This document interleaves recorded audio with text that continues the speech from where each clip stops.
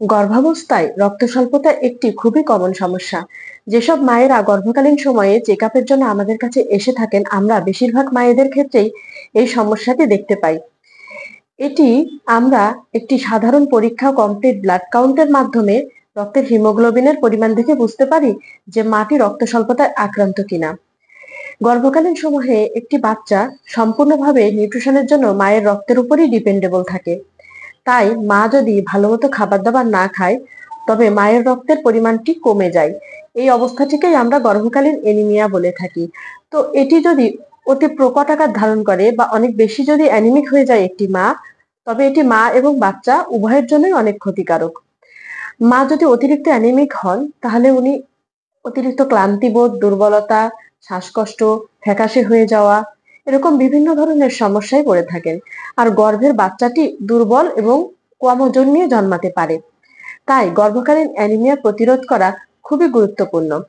গর্ভকালীন anaemia প্রতিরোধ করার জন্য আমরা মাদেরকে সুষম খাবার খাইতে বলি, যেমন ভাত, ডিম, পুষ্টিকর খাবার, শাকসবজি, এবং বিশেষ করে যেসব খাবার কেটে রাখলে কালো হয়ে যায়, যেমন কাঁচা কলা, আপেল, কচু শাক বা কচু, ওলকপি, এই ধরনের খাবারগুলো আমরা মায়েদেরকে সাজেস্ট করে থাকি, যাতে প্রচুর পরিমাণে আয়রন আছে।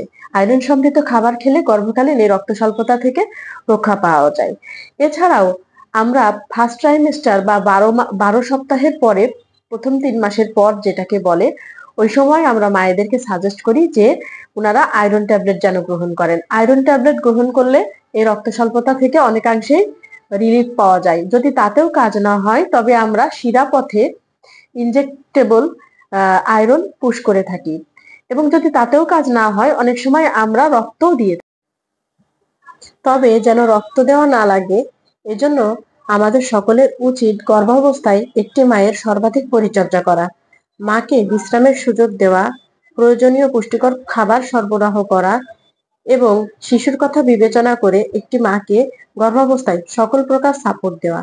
সাধারণত শ্বশুর বাড়িতে দেখা যায় যে একটি মা যদি একটু ভালো খাবার দাবার খেতে চায়, তবে সেই ক্ষেত্রে তাকে বাধা দেওয়া হচ্ছে।